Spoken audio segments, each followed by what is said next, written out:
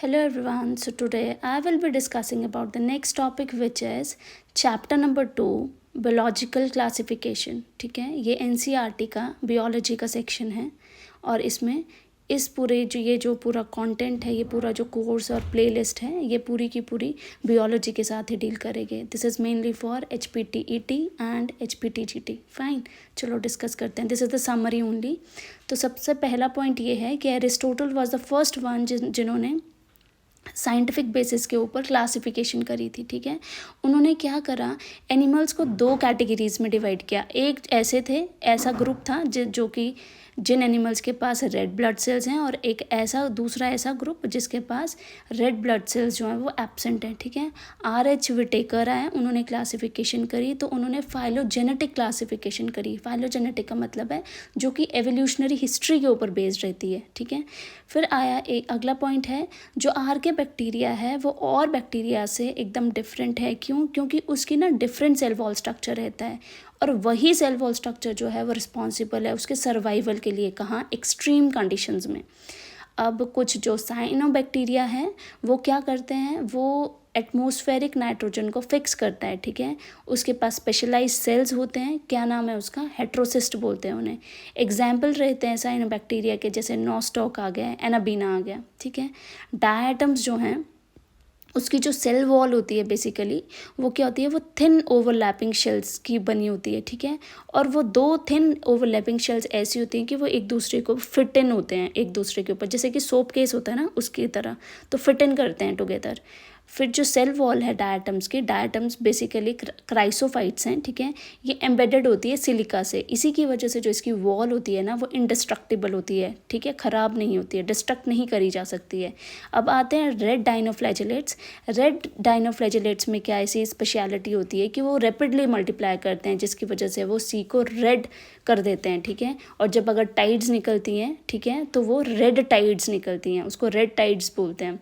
और जो cell wall होती है फंजाई की वो कंपोज होती है काइटिन और पॉलीसेकेराइड से बनी हुई होती है. ठीक है, कुछ फंजाई जो होते हैं वो सिम्बायोटिक एसोसिएशन में रहते हैं. अब देखिए, फंजाई प्लस एल्गी जो है सिम्बायोटिक एसोसिएशन में रहेंगे तो वो लाइकन बनाते हैं, और fungi plus roots of higher plants तो वो क्या बनाते हैं, माइकोराइजा बनाते हैं. ठीक है, फंजाई जो होती है उसमें सेल साइकिल जो होती है वो इन्वॉल्व करती है प्लाज्मोगैमी, कैरियोगैमी और मियोसिस. प्लाज्मोगैमी में क्या होता है, फ्यूजन ऑफ साइटोप्लाज्म होता है, और कैरियोगैमी में क्या होता है, फ्यूजन ऑफ न्यूक्लियाई होता है. हैप्लॉयड न्यूक्लियाई का फ्यूजन होगा ताकि वो डिप्लॉयड न्यूक्लियाई बना सके, जो कि डिप्लॉयड जाइगोट बना सके बेसिकली. ठीक है, अगला आता है फाइकोमाइसीट्स. फाइकोमाइसीट्स जो होते हैं वो एक्वाटिक हैबिटेट में हमें मिलते हैं. ठीक है, और वो डेड डिकेइंग वुड में क्या होते हैं, या मोइस्ट या डैम्प प्लेसेस में रहते हैं.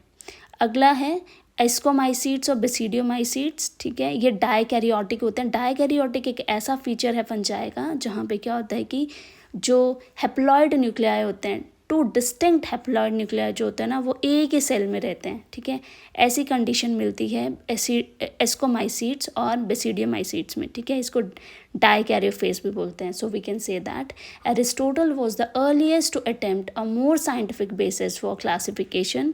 Aristotle divided animals into two categories. Number first is having red blood cells and second do not have red blood cells.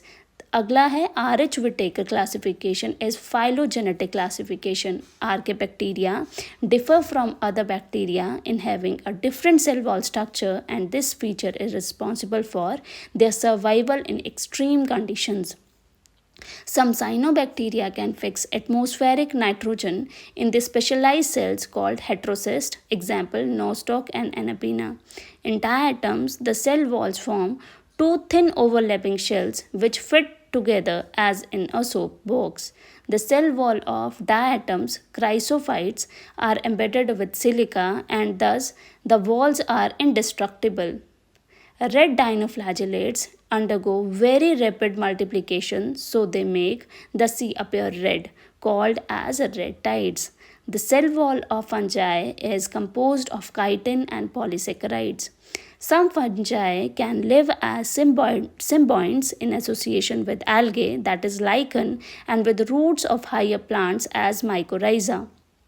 Next point is, in fungi, the sexual cycle involves plasmogamy, karyogamy, and meiosis. Next one is phycomycetes are found in aquatic habitats, on decaying wood, on moist or damp places, or as obligate parasites on plants. Next one is in ascomycetes and basidiomycetes, dikaryotic N plus N 2 nuclei per cell condition is also found, called as dikaryophase. अगला आता है कि बड़े सारे जो members हैं ascomycetes के, जैसे मॉरल्स हैं, बफल्स हैं, वो एडिबल फंजाई है, ठीक है। और जो बेसिडियोमाइसीट्स के जो मेंबर्स हैं, जैसे कि मशरूम आ गया, ब्रैकेट फंजाई आ गया, पफ बॉल्स आ गए, ये सारे के सारे किसके मेंबर्स हैं? बेसिडियोमाइसीट्स के, ठीक है। बेसिडियोमाइसीट जो होते हैं ये क्या प्रोड्यूस करते हैं? बेसिडियोस्पोर्स प्रोड्यूस करते हैं, ठीक है, एक्सोजेनिस्टी ऑन द बेसिडियम, ठीक है। बेसिडिया के ऊपर ये क्या करते हैं? बेसिडियोस्पोर्स जो हैं प्रोड्यूस करते हैं। और कुछ टाइम में क्या होता है, ये बेसिडिया जो होता है क्या, फ्रूटिंग बॉडीज़ के ऊपर अरेंज हो जाते हैं, जिसको बेसिडियोकार्प बोलते हैं। अच्छा, डिटीरियोमाइसीट्स के बारे में एक खासियत ये है कि इनको इम्परफेक्ट फंजाई बोलते हैं। क्यों? क्योंकि रिप्रोड्यूस करते हैं एसेक्सुअली, ठीक है, या तो फिर वेजिटेटिव रिप्रोडक्शन करते हैं, ये सेक्सुअल रिप्रोडक्शन नहीं करते हैं, ठीक है। ये प्रोड्यूस करते हैं सेप्टेट और ब्रांच्ड माइसीलियम जो है ये प्रोड्यूस करते हैं। कुछ जो मेंबर्स हैं वो सेप्रोफाइट्स भी हैं या तो फिर पैरासाइट्स भी हैं, और कुछ जो हैं वो डिकम्पोजर्स भी हैं लिटर के, जो कि हेल्प करते हैं किसमें? मिनरल साइक्लिंग में। So we can say that many members of ascomycetes like morels and truffles are edible fungi. Next one is members of basidiomycetes are mushrooms, bracket fungi and puffballs. They produce basidiospores exogenously on their basidium. Sometimes basidia are arranged in fruiting bodies called basidiocarp. Next one is deuteromycetes. They are commonly known as imperfect fungi because they reproduce only by asexual or vegetative reproduction, not by sexual reproduction. They produce septate and branched mycelium. Some members are saprophytes or parasites, while a large number of them are decomposers of litter and help in mineral cycling. With this, I end my topic here itself. Thank you so much, and please like